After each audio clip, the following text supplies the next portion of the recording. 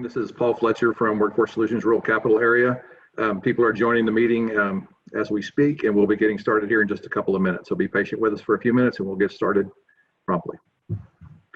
Well, it looks like we have about 110 participants on the call right now. Right now, all of our participants are currently muted. If you want to ask a question, you can do that through the Q&A function. But I'd like to get started with a welcome. So welcome to everyone for joining us on this call this morning. My name is Paul Fletcher. I'm the CEO for Workforce Solutions Rural Capital Area. We're one of the 28 workforce boards in the state, and we cover the 9-county area that surrounds Travis County. We are privileged today to have Commissioner Demerson join us to help answer some questions. He and his staff and some other folks from around the state have joined us this morning to help answer questions we know a lot of employers in our 9-county area have. I'm going to introduce Commissioner Demerson and we'll get started. Commissioner Demerson currently serves as the commissioner representing employers for the Texas Workforce Commission. Governor Greg Abbott appointed him to the 3-member commission on August 20th of 2019. Prior to his appointment, he served as the director of the Office of Employer Initiatives at the Workforce Commission.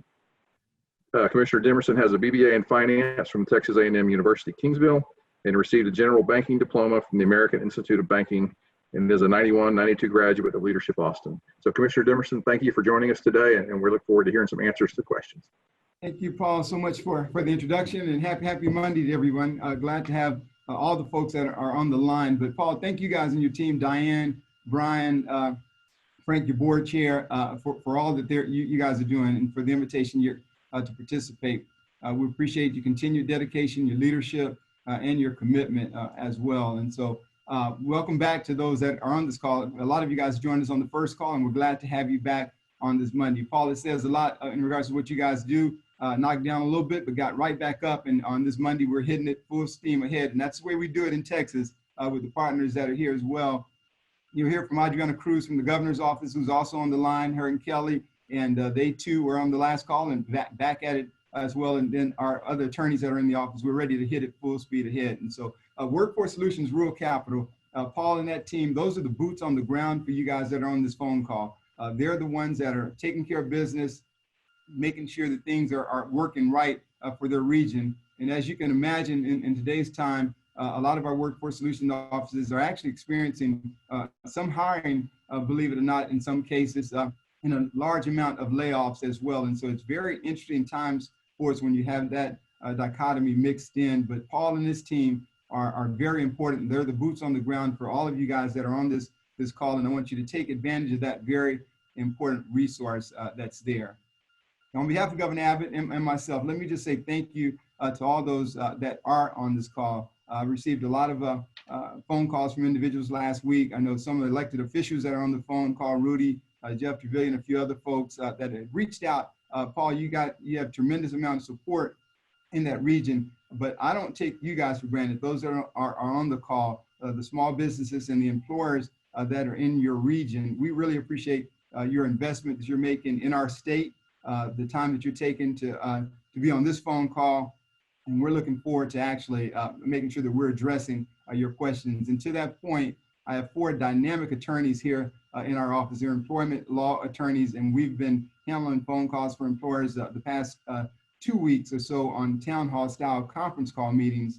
But the team's been answering questions for the past 3 weeks as soon as calls started coming on. And so we have Elsa Ramos, who's with us, Velissa Chapa, who you'll hear from as well, and Tommy Simmons here with us. Mario Hernandez is also a part of the team, but he's handling the hot calls, the hotline right now, and making sure that he's hitting those questions while we're out doing this. And so we've had a frequently asked question document that we've sent out. Hopefully Paul and his team can get that out to you guys before or at some point if it's not already gone out there as well. And that document continues to be updated. We continue to have more and more information that's made available so that you're in a position to really have answers to your questions in regards to what we're dealing with right now.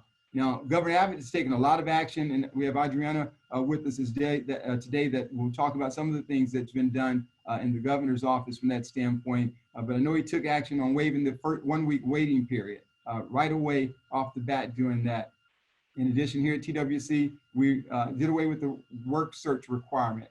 That's normally a part of the process. That's gone away. And Governor Abbott also asked for designation from the U.S. Small Business Administration and was granted that designation. And between Adriana and Kelly, we'll talk a little bit about what that entails for businesses here in our state as well. And so we're encouraging folks, there's a shared work program that you'll hear about as well.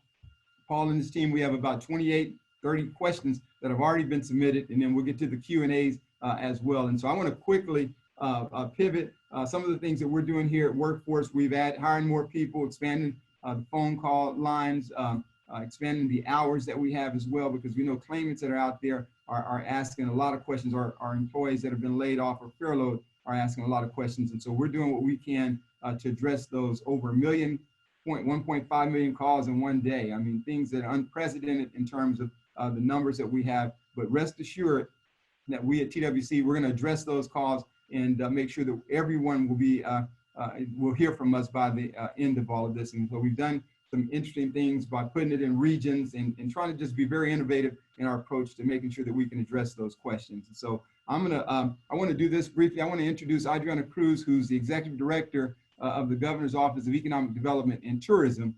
I'm brought on board by Governor Abbott and that team, but has a dynamic team over there as well with the Small Business Advocate. And I want to allow Adriana to have a few words in regards to what Governor Abbott's doing in terms of small businesses and in that regard. So Adriana, if you would take it away. Thank you. Thank you, Aaron.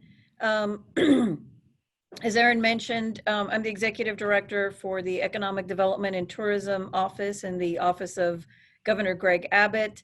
Governor Abbott appointed me to the position in December of 2019. I'm actually a former board member of Workforce Solutions Rural Capital Area. So thank you for the invitation to come and speak with you today. And I'm excited to be visiting with some of my former colleagues. So Governor Abbott has taken quite a few actions. There have been a number of waivers that he has issued during this time. Not just the disaster declaration, requesting the disaster declaration, as Commissioner Demerson mentioned. That disaster declaration from the Small Business Administration opens up the opportunity for Texas businesses to apply for the Economic Injury Disaster Loan Program. And that program has been expanded in the past week to include some other programs that are important for Texas businesses to be aware of. But even before that, he also did waivers, for instance, to allow restaurants to sell bulk items to consumers, to allow delivery of alcoholic beverages, also created the Supply Chain Strike Force, which is a team that's led by the Dell former supply chain, global supply chain officer for Dell, and some others to source materials for Texas, source medical supplies, and bring those into the state. The governor's focus at this time has been on the health and safety of Texans. Here at the Economic Development and Tourism Office, we have been looking to our industries and our existing businesses and our small businesses and see how we can provide assistance to them as we navigate through these very challenging times. The Small Business Administration, as I said, has issued some programs, not just the Economic Injury Disaster Loan Program, but a $10,000 grant that those companies that are applying for the emergency economic injury loan can apply for a grant, an initial grant of $10,000. And then the Paycheck Protection Program, or PPP, which launched on Friday. And that is to help small businesses keep their payroll and keep their employees hired. So with that, Kelly Spillane is also on the call. She is the small business advocate at the Economic Development and Tourism Office, and we'll be happy to answer your questions as best we can. All right, Adriana, thank you so much. And Kelly, thank you so much for joining us. Paul, as you know, it's a partnership and it's a team, and that's the secret sauce in Texas. We're able to do some things because of the partnerships and the relationships that we have. And so we're excited about the opportunity to answer these questions. And so I'm gonna get right to that. I have Tommy Simmons here with me. I'm gonna turn the screen a little bit. And so you'll see Tommy over there making sure that we're keeping our distance, and we'll get to some of these questions. But I have Velissa Chapa and also Elsa Ramos on the line as well, and we'll fire away with these questions, and then we'll get to the others that are in the chat box as well. So the first question starts out with, what are the steps you want businesses to take to handle layoffs, especially for small to micro-sized businesses? Elsa, you want to take that one? Yeah, sure. Hello, everybody. Texas does not require any specific steps for a business to handle a layoff. So whatever steps you want to take, as far as giving notice to your employees, do I have to give them 2 weeks notice, 30 days notice? You are not required to provide any notice at all if you can't do it. If it's from Friday, we're working, everything looks good, and by Monday we need to lay off, you can do that. You can provide notice in whatever form you're able to do that, whether that is by phone or text or in person or by email or regular mail. Again, the employers get to choose. Usually the questions also follow here are, what do I do with the employees who have PTO or vacation or some kind of hours available in their time off bank? Do I need to give it to them? Is it a lump sum? What can I do? And that again is a matter for employer policy in Texas. If your employees that are getting laid off have some available leave in their banks, their pay time off banks or vacation banks, then the employer gets to decide how that gets paid out. So hopefully that helps. It's kind of a general question, but those are the basics. Okay, thanks, Elsa. Are there any, and this is being recorded, so we'll be in a position, I'm going to fire off these questions so that we can get the responses that are there in the time frame that we have. But are there any new guidelines coming out that we should be aware of? Any new guidelines, Tommy? Yes, and this is just like the next question, location or link where this information is easily laid out for employers and employees. So just real quick, on every relevant Texas and federal website, you can find the latest updates under the COVID-19 links. Every website that I'm about to give you has as its first link available COVID-19, and click on that. So the first one is at twc.texas.gov, the Texas Workforce Commission homepage. There is a red bar across the top of every TWC webpage now. And there are 3 hot links there, one for employers, one for job seekers, and one for childcare information. So your employees can get the latest information about unemployment claim filing by clicking job seekers in that red bar. Employers can find out the latest from TWC by clicking the employers link. Now, at the U.S. Department of Labor, they've got extensive information about the 2 new laws that have come in to existence recently, the Family Friendly Coronavirus Response Act, FFCRA, and the CARES Act. And just go to www.dol.gov, click on the link for COVID-19, which is going to be at the very top of that page, and that will get you to the information for businesses and employees both. Click on the link for employers to get the guidance for COVID-19. And then for workplace safety, go to the OSHA website, OSHA.gov, and click on the link for COVID-19. That will take you to their guidelines for workplace safety. For the Paycheck Protection Program loans and the disaster injury economic loans for employers, go to the Small Business Administration website at sba.gov, click on the link for COVID-19, and you'll go to the links for specific program information for everything relating to the Paycheck Protection Program. And there are others that are certainly available. We're going to try to cover all of those in our frequently asked questions file that is on our website, on the TWC site for employers. Again, go to twc.texas.gov, click on the employers link in the red bar at the top, and the latest information will be in the FAQ page on our website. And Tommy, if I may, On the governor's website at gov.texas.gov/business, we have a COVID-19 information page for Texas businesses. We're compiling a lot of the information from our agency partners, other state partners, the SBA. Also have an FAQ document and have an overview for the CARES Act and PPP. And we also have an email sign up.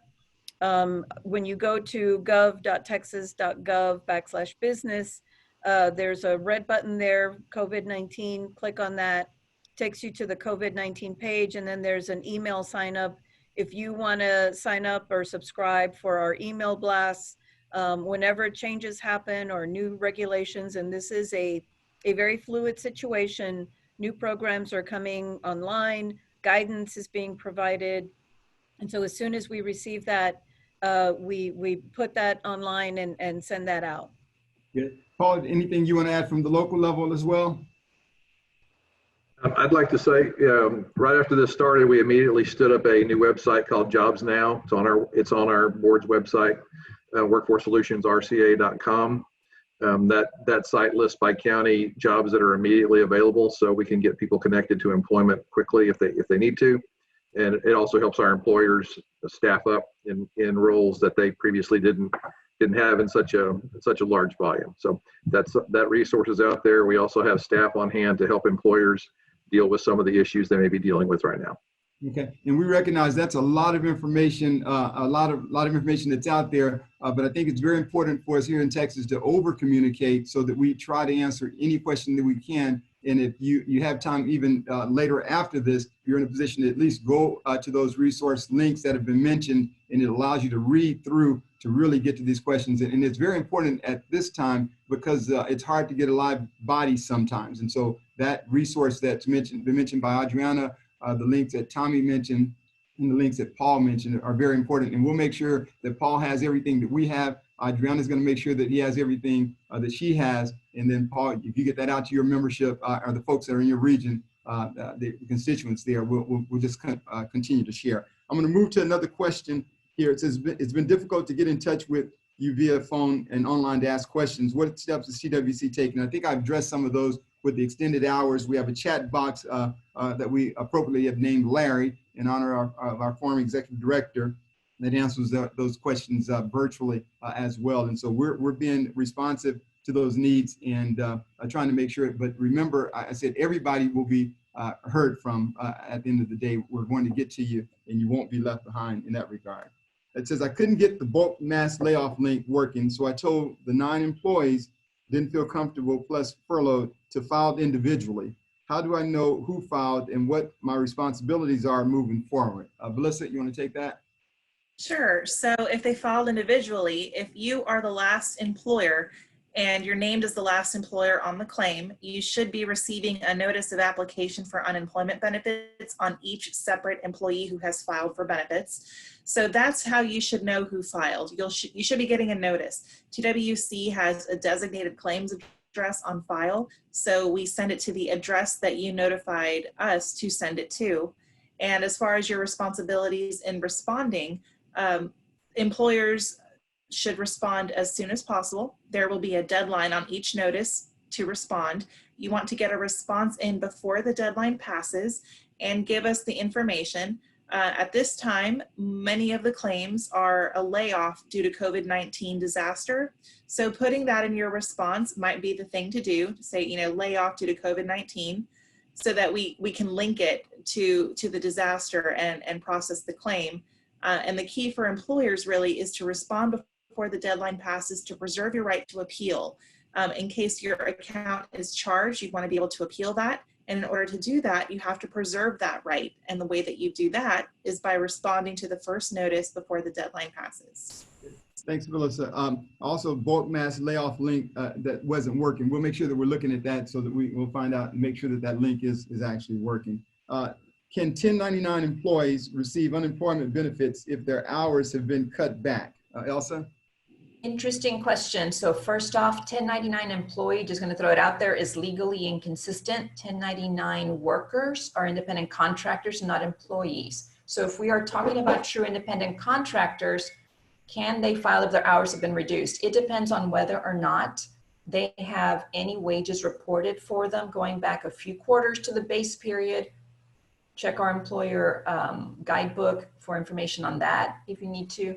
But basically, if these workers have been independent contractors and have not worked for an employer who lists them as an employee and reported wages for them going back 5 calendar quarters, then these independent contractors are not going to have wages in the base period of the claim, which is a period that we look at. I know it sounds complicated. They're not going to have wages that someone reported for them. If they don't have sufficient wages, they're not going to have a valid claim for regular unemployment, whether their hours have been cut back or whether their hours have completely stopped.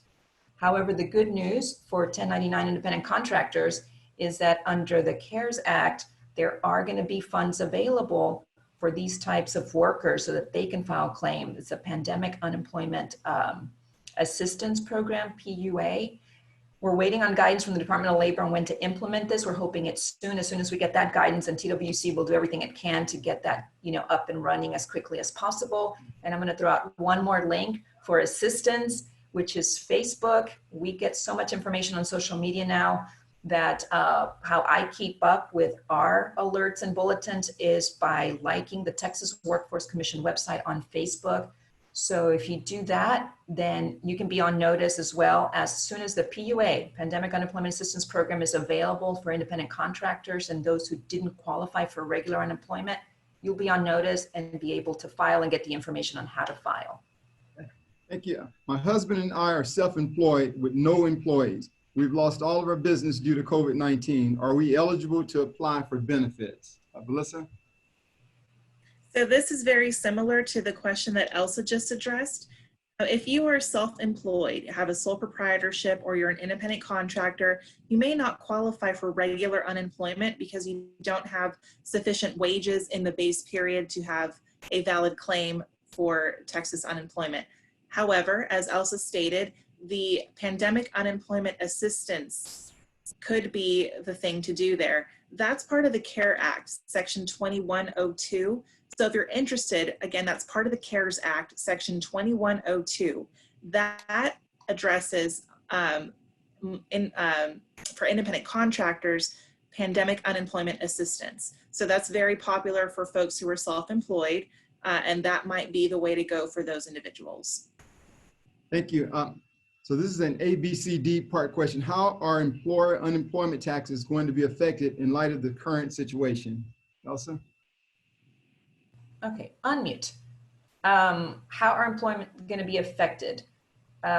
Well, if you are an employer who ended up laying off or cutting hours of your employees because of the COVID-19 disaster, then if you're a taxed employer, you are not supposed to be charged back for benefits paid out because of that. So like Velissa was saying, if you get notices of the claim, make sure and respond timely in case you end up with some decision determination that charges you back. You want to be able to fight that, because our guidance right now and the training to our claims examiners is that if the job separation or reduction in hours resulted from COVID-19 disaster, the employer's account is not supposed to be charged. Yeah, thank you. So will our unemployment insurance rates increase in the future if our employees file for unemployment due to COVID-19? Yeah, so that's a bit of a tricky question. And as Elsa stated, employers should not be charged back for, for benefits when employees are separated due to COVID-19. That is true. However, there may be an indirect impact to Texas employer tax rates. Basically, once we figure out how the whole picture looks, when we're computing employers' tax rates, there's things like a replenishment tax and a replenishment ratio that are used to calculate an employer's tax rate. So that might have a slight increase across the board for all employers in order to keep a certain base amount in the unemployment fund that we have to keep there according to law. So there might be some equalization in that sense on the back end. Again, it should be slight, but we won't know that exactly until down the line. But as far as will employers' accounts be charged due to the pandemic, the answer would be no. Okay, thank you. Will the TWC protect the small businesses on keeping the same rate of unemployment insurance? And what do you advise to do at the present time in order to avoid future surprises and elevated employment costs? And so will TWC protect the small businesses on keeping the same rate of unemployment insurance? And what do you advise to do at the present time in order to avoid future surprises and elevated employment costs? Yes, so the protection for small businesses is really the same as protection for all tax-paying employers in Texas. Again, you have an unemployment tax rate. If you are paying unemployment taxes on your employees' wages and they file for unemployment and you're a small business, your tax account should not be charged for that. That's the really good news. So what do you do presently to avoid future surprises? I would say stay involved with the claim. I think that's really important for the reasons stated earlier. You're going to get a notice with a deadline. Respond before the deadline passes to preserve your appeal rights. As we've been stating, your tax account, you should not be charged for this, but things happen. So if you do get a decision saying your account will be charged, you want to be able to appeal that decision. And the way to do that is to stay involved, respond to the claims timely, give us information as quick as you can so we can process it. And that's really the thing to do. So again, the protections for small businesses in this sense are the same for any other tax-paying employer in Texas on unemployment. Your account should not be charged. Okay, thank you. Are our part-time employees eligible for unemployment? If so, what requirements do they need to meet? Are our part-time employees eligible for unemployment? If so, what requirements do they need to meet? Elsa? Yeah, so whether an employee is full-time, part-time, PRN as needed, seasonal, etc., if that employee has a job separation, then they can file for unemployment benefits. A part-time status is not any kind of impediment or prohibition on a claim. So yes, part-time employees who have lost their job or are separated can file for unemployment. No special requirements there. If they were working and are no longer working, they can file a claim. What the part-time status does, if that's the only type of job these employees have had for a long time, it affects the amount of benefits that they get on a weekly basis. They would not get as much as someone who had been working full-time hours, but it doesn't affect whether or not they have a valid claim.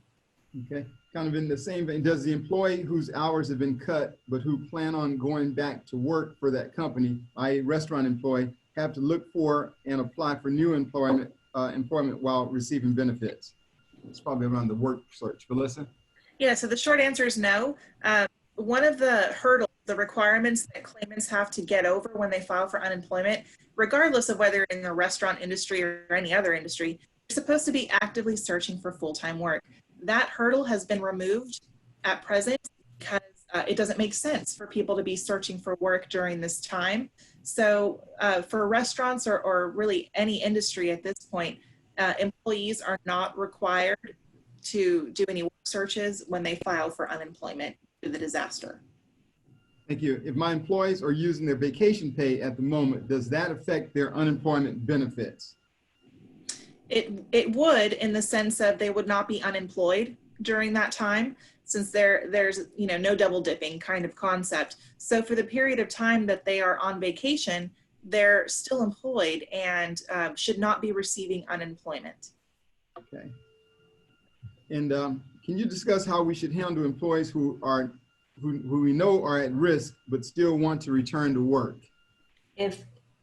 Yes, and I'll take that. If the idea is that you have employees who you feel are a danger to your current workforce, and that's what we mean by at risk, either because they were exposed or maybe showing symptoms, and still want to return to work, you as the employer under OSHA have an obligation to ensure the safety of your current workforce, of your employees, of your customers, of your clients, etc. So if you have people that you believe would be a risk, you stop them from coming to work. You as the employer tell them, I'm sorry, Susan, I'm sorry, Bob, you can't come to work right now because of these reasons. So we need you to stay home, or we need you to contact a medical provider. And before you come back, you can request some kind of medical proof if available.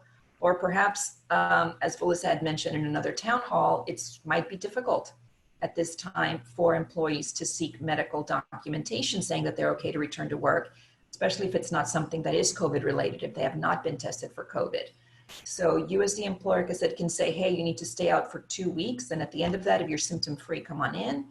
Employers can be requesting, as several are across the state, temperature checks, for example. So yeah, it's on you as the employer to ensure the safety of those that are still working for you and the people that they serve, to keep those that you think might be at risk outside of work. Okay. What about those that are at risk because they have an immunity deficiency? And do they still want, and I'm sorry, do they still want to come to work, or? Yeah, yes, let's assume they do. The same thing. So at this point, or it might be the other way. If I may, Commissioner, it might be that you are an employer with an essential business and want all your employees working, and you have some employees who are saying, but I think I am at a higher risk. I am compromised because of some other medical condition. I don't want to come into work.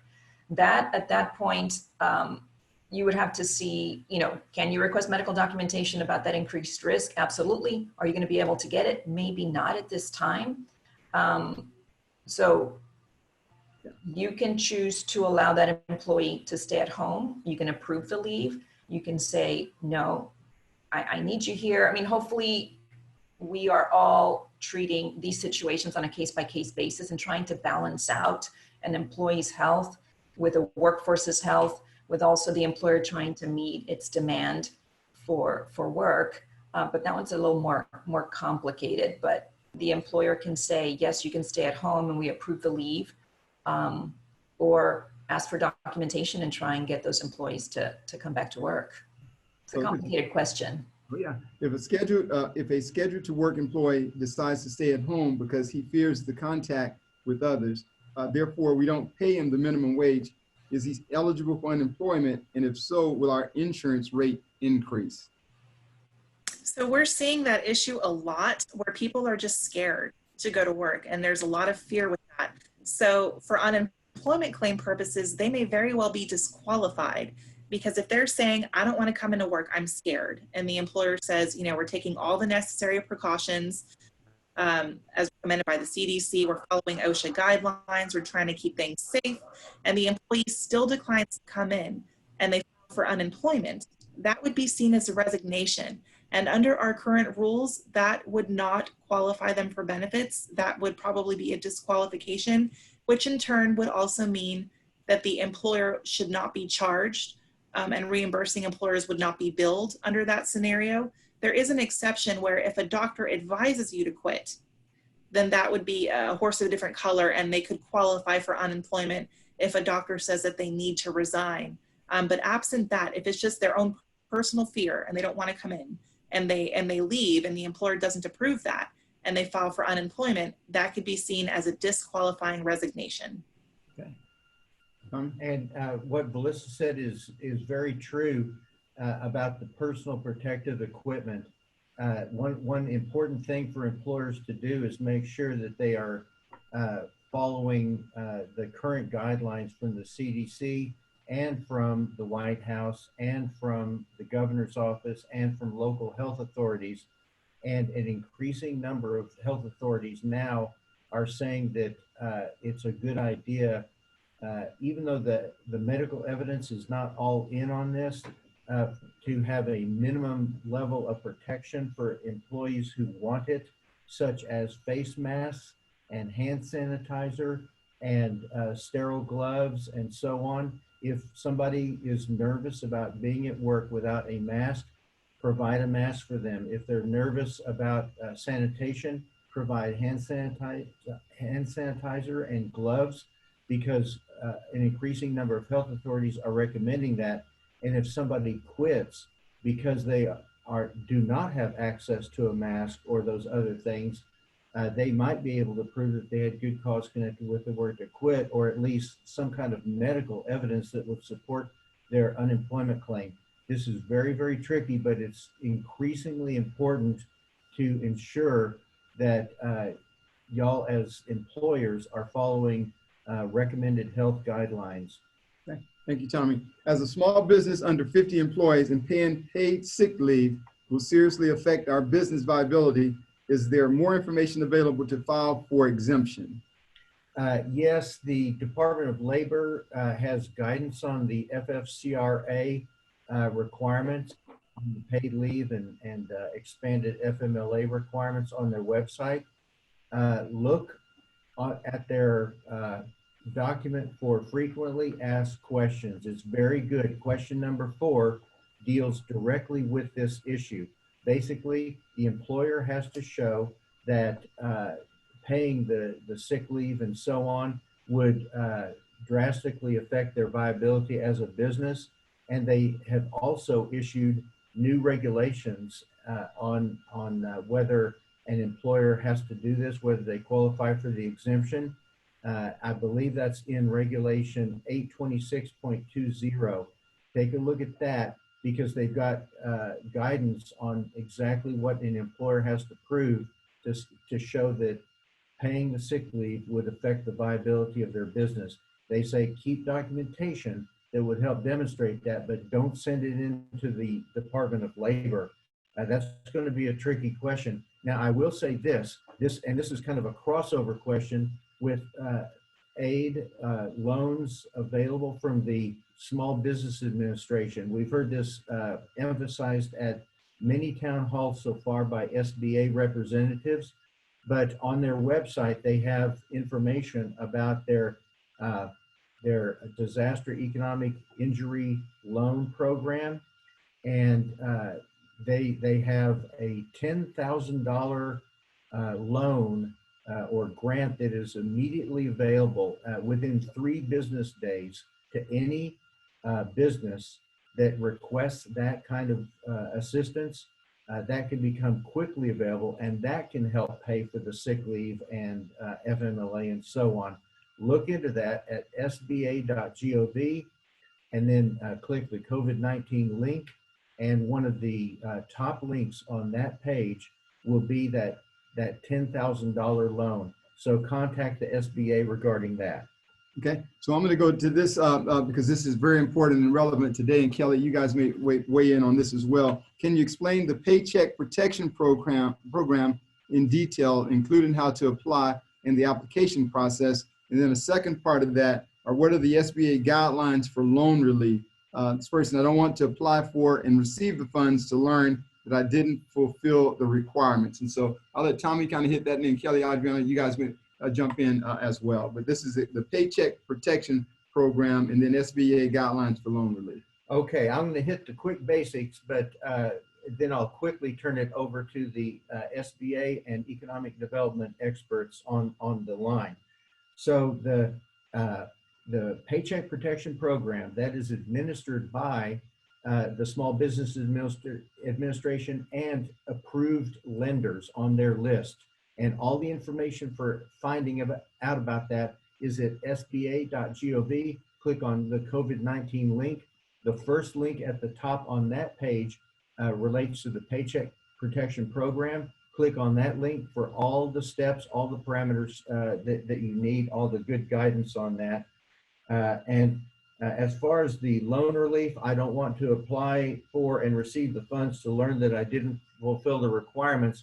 Well, it is a good loan, and it is up to $10 million, and it is at an incredibly favorable,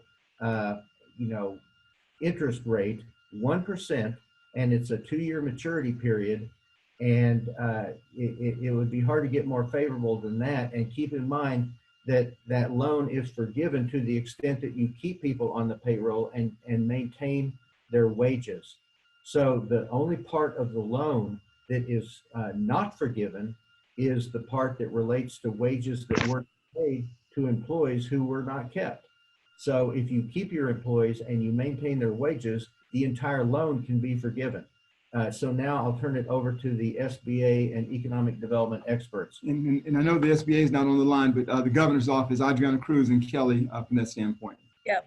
SBA, you're correct, Aaron. SBA is not on the line, and I do understand, and this is a lot of information, and it's a lot to get through, and a lot of different websites.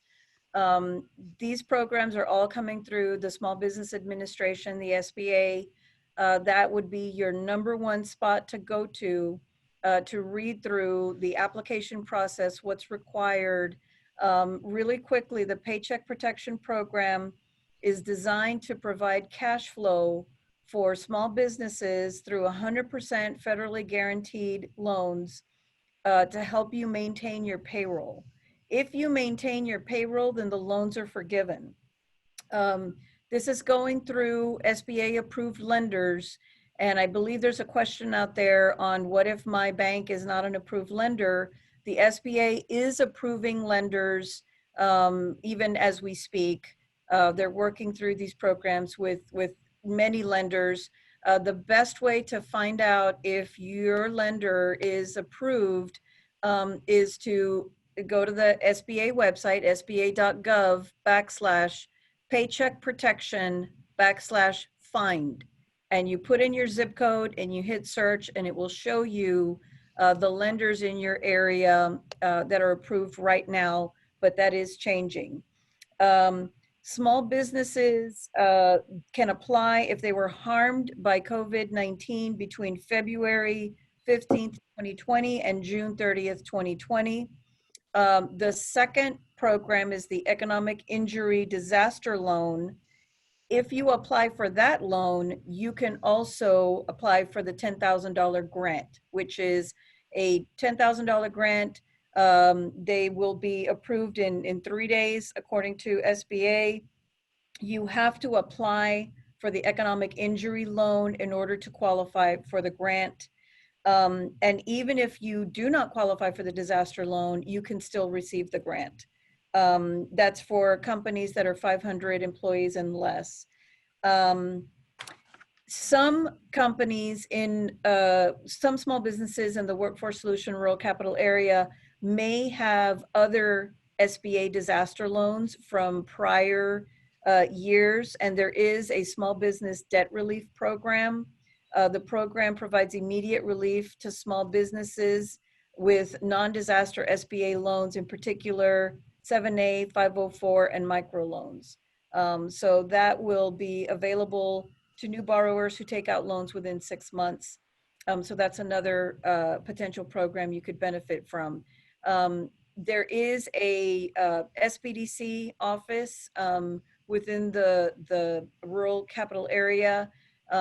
If you cannot get through to SBA, try to contact the small business development centers near you so that they can help you through this process as well. All right, thank you.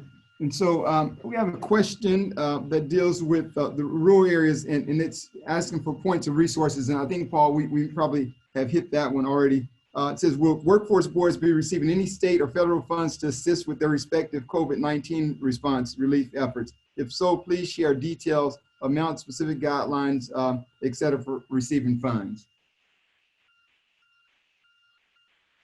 So we are currently working with the Workforce Commission, who submitted a request to the Department of Labor to get some additional WIOA funds, disaster money through the WIOA program. At this point, we don't have the amount yet that our area will receive, but I do know that we will receive some funds for that, and we'll be using those funds to help people get re-engaged with employment once we get past this crisis. Okay, and questions on child care. I know we're going to get to some responses. The Commission's taken a lot of action in regards to child care opportunities for our first responder essential workers as well. Paul, anything on the child care side? I know the state's working on a portal to help identify available slots for child care where it's needed. I know we had a lot of child care centers that were closed because of the illness, and they shut their businesses down. So we've been working really hard with the child care providers that are still up and running, making sure they're complying with the new rules about 10 total people in a classroom, and the teacher has to stay consistent with those kids for the entire day, so we don't have multiple people coming in and out of the classroom, those kind of things. But we're working on a portal with the state to identify those available locations, and then there is some additional money coming down to help pay for both parent share of cost for our current parents who have children in subsidized childcare, and to pay for the cost of childcare for essential workers. Okay, thank you. And a lot of questions, not questions and comments about the resources. Again, it can be overwhelming. There's a lot, but if you're in a position to sit down and really take to what's been mentioned here, even your local Chamber of Commerce has been mentioned. These are good resources that are out there. And as Adriana mentioned, as fast and as it's moving, it's really pertinent for us to really sit down and kind of look at those links and those Q&As, and you'll really get a lot of answers to some of the questions that are out there. And so let me go to this. It says, what is the incentive for folks to come back to work if they continue to get the $600 on unemployment on top of the unemployment pay? Velissa, you want to take that one? Sure. So this is another question that we've been receiving a lot from employers, where they with the $600 also through the CARES Act, that they might be getting a lot more on unemployment than with their wages, and there's less incentive for folks to want to return to work. So if that ends up being the case, I think employers need to notify TWC about that fact, if that is indeed happening, because the unemployment system is not meant for folks who just want to take that money. The unemployment system is meant for folks who can't find full work and return to work. So that, you know, the fact that they don't want to return kind of flies directly in the face against the purpose of unemployment. So with that in mind, I think that folks who might be using the system in that way should not be entitled to benefits anymore. Employers need to offer these folks work and put it in writing that it's right, that the work is ready for them. And there are some key components that they should include in that notice. Putting it in writing in an email, a text message, or both, a voicemail, all three, on, you know, your decision to make. But if work is ready for them and they can come back, you want to put that offer in writing and add some basic components to it, like the rate of pay, the job duties, the location. So if you let them know, hey, your job is ready to come back tomorrow, it's your same rate of pay, $15 an hour, same job duties, same location, everything's the same, we're ready for you. If they decline that offer to stay on unemployment, then you may want to notify TWC of that fact so that we can begin an investigation. Because if they're rejecting suitable offers of work, that should be disqualifying, and they should no longer be receiving benefits. Thank you. So there is a shared work program that can be utilized as an alternative to layoffs. And so question is, can the shared work program serve small businesses, especially child care centers? Elsa, you want to hit that? Of course, with the disclaimer that I'm not an expert on the shared work program, but yes, small businesses can benefit from the shared work program.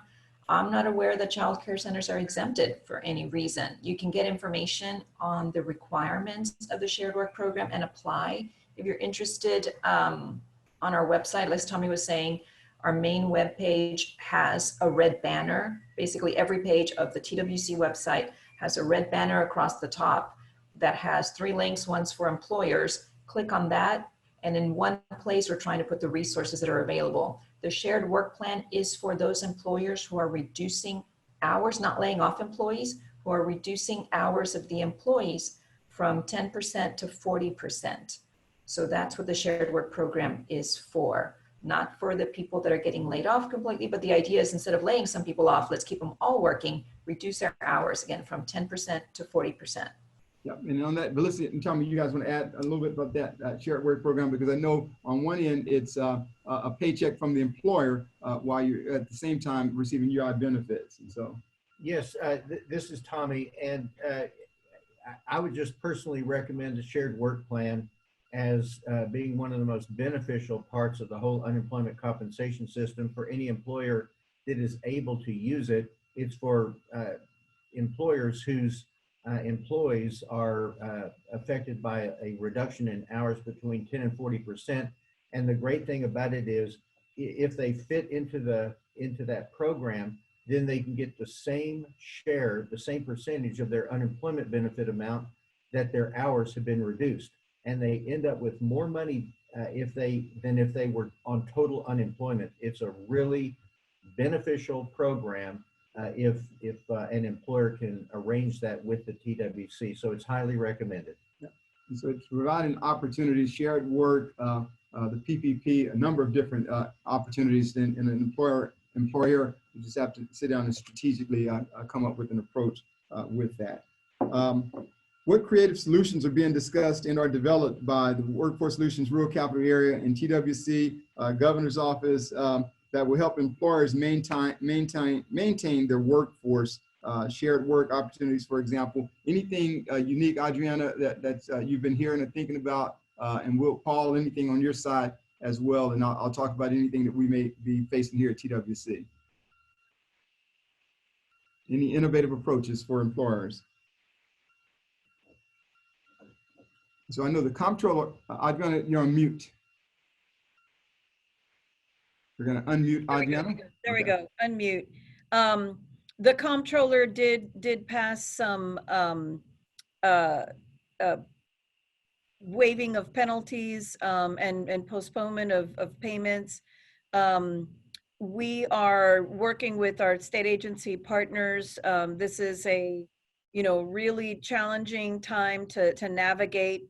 We know and we understand for our small businesses and our independent contractors across many different industries. Tourism industry is one that has been hit very hard, as well as, of course, hospitality and restaurants. And so we're trying to find ways to work with them to help them navigate this process.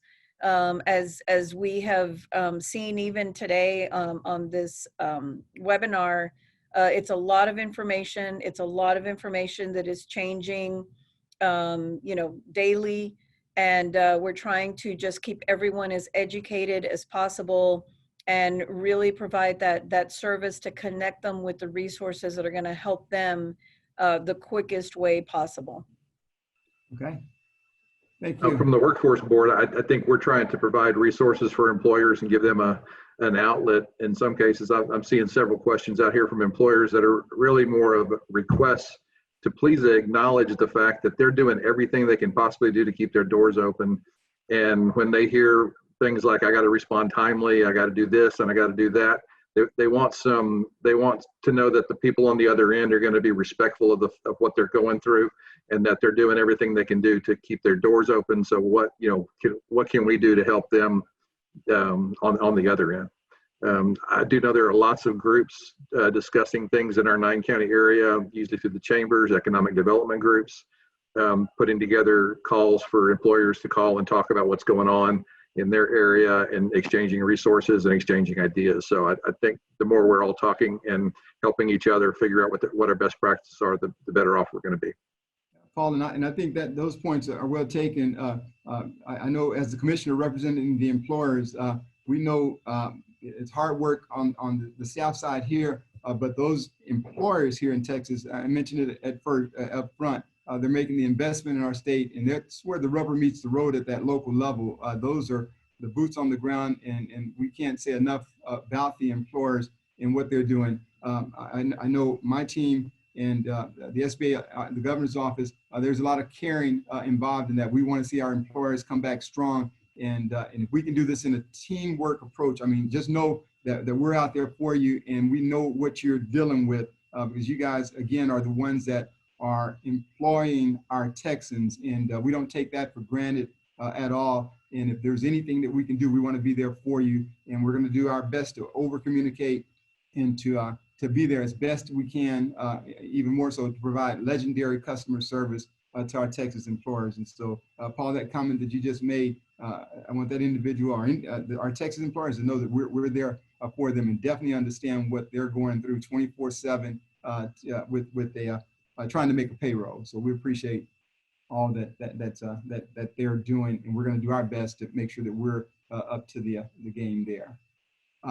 One question: can independent contractors get workers file for unemployment now? Do you have guidance published yet on what information that they'll need to have to apply? I can address that, Tommy Simmons, right quick. We still don't have the guidance or the go-ahead from the U.S. Department of Labor about that particular phase of the CARES Act, which is Section 2102 of the CARES Act. But we are working with the Department of Labor as quickly as we possibly can to get the guidance as to how to implement that in Texas. Also, that requires reprogramming of our computers to where they can handle the necessary claim filing and the calculation of benefits and everything. But as soon as that goes live, it will be a link on our website. And so I can't emphasize enough how important it is for any employees who are, or workers who are in this particular situation, to keep checking the job seekers link at the top of every TWC webpage in that red bar. Click on job seekers to get to the latest information for claimants, employees, and job seekers regarding unemployment benefits, claim filing instructions, or work search, or anything like that. Check that every day, because as soon as it becomes available, we will make it live immediately. Texas wants to get that going as soon as possible, so that all those severely affected independent contractors and sole proprietors and other people who don't qualify for regular unemployment insurance can get some of that CARES Act stimulus funding as soon as possible. Okay, so we're winding up right now. I want to get to try to get these questions. So would failure to provide requested PPE constitute constructive discharge and therefore enable the employee to receive unemployment benefits? I wouldn't say that that would be constructive discharge. It just may give somebody good cause connected with the work to quit. But the best advice for any affected employee is to give your employer a chance to know what is on your mind. Let them know of your concerns. And if the employer fails to take reasonable action to address a legitimate concern like that, well, that might be good cause, but we can't promise that. Only a claim investigator assigned to rule on a specific unemployment claim can make an actual ruling. But that would be the advice I would give to anybody who might be in a position like that. Give your boss notice of how you feel. Give them a chance to do the right thing. If they don't, then that might be good cause connected with the work to quit. But again, I can't predict what the ruling might be. Okay, and then last two, if an employee receives partial unemployment funds for reduced hours, then becomes unemployed, does it reduce the 26 weeks of unemployment? The answer is no. The 26 weeks of unemployment benefits, those are determined on the basis of prior wages. And if they're partially unemployed, they'll draw down that 26 weeks worth of unemployment at a slower rate than if they're totally unemployed. So they might be getting half of their weekly benefit amount while they're partially employed. And then if they lose their job and become totally unemployed, then they'll start getting their full weekly benefit amount. But the full amount that they're entitled to based on their prior earnings will be available when they need it, according to whatever is in the state law. Right. If someone qualifies under Section 2102 of the CARES Act for the PUA program, where is the application for this program, since it is different from the regular unemployment? Yes, and once again, that is not yet available because we still have to get the federal guidance from the Department of Labor. But as soon as that becomes available, it will be on the job seekers page that it's linked at the top of every TWC webpage in that red bar across the top. Click on job seekers, and the latest information about filing will be there. Okay, Paul, I think we've hit just about every question that was pre-submitted and those that were in the Q&A section as well. Is there anything that you're receiving, Paul? Any questions in particular, anything that we need to cover in the brief a minute or so that we have left available? Anything that you need from the governor's office or our TWC at this point? Well, we certainly appreciate the support, and I think we've got some really good answers to some pretty tough questions today. I do see a couple more questions out here, mostly relating to if somebody is getting the additional $600 a week, would that apply if they were also getting shared work UI? Yes, it should. Again, we don't have the guidance from the Department of Labor on that, but the federal law seems very, very clear on that. The $600 extra is tacked onto whatever the weekly benefit amount is as determined under state law. And that means under the Texas state law, we have shared work plans. If they're getting shared work plan benefits, that is a weekly benefit amount. So it would be that shared work plan amount plus the $600 for every week that they qualify for the additional payment. And then just one more, thank you, Tommy, one more. If somebody was already, if an employer was using the shared work program, could they also apply for the payroll protection program? Yes, there should be no problem there because those are two separate programs with two separate purposes, but they don't internally conflict from the standpoint of if an employer is doing their best to maintain employment and wages through the shared work plan, which is, reduced schedules for designated employees, that means that they're going to be paying at least part of the wages for those employees who are not being terminated. And that part of the loan, the Paycheck Protection Program loan, would be the part that would presumably be forgiven. To the extent that they're not fully employing those individuals and not fully paying their wages, that part of the loan might not be forgiven and they'll have to repay that. But remember, at extremely favorable conditions, the maturity rate 2 years in the future with extensions available, plus only 1% interest. So those programs are not mutually exclusive. And to that point, this question has been asked in previous webinars that we've done. No one's asked it here, but you can use the economic injury disaster loan and the Paycheck Protection Program. You can apply for both as long as the funds are used for two different things. Paycheck protection would go for payroll, and then economic injury could be used for other working capital, mortgage, rent, other expenses, so on. So as long as you use them for two different things, you can apply for both and could possibly receive both. Thank you, Adriana. Paul, we're turning it back over to you. All right, well, I certainly appreciate the commissioner, his staff, and all of our panelists. I think we got some great answers to some questions today. And I wish everybody the best through this tough time. And we're, want to let y'all know the Workforce Board is here to help do whatever we can do. Thank you. All right, Paul, thank you guys for holding the meeting. And again, just our sincere appreciation to all those Texas employers that are out there. We just appreciate what they're doing day in and day out, in our continued prayers as we come through all of this. So thank you so much for the opportunity. Adriana, thank you guys from the governor's office as well, you and Kelly. Thank you, and we're here to help as well. If you have any other questions, please feel free to contact our office, and we can connect you with the resources locally that you might need if we can't, if there's extra expertise needed. But we totally understand and hear your pain, and we're here to help. Thank you. Elsa, Velissa, thank you guys. Tommy. All right. Thank you.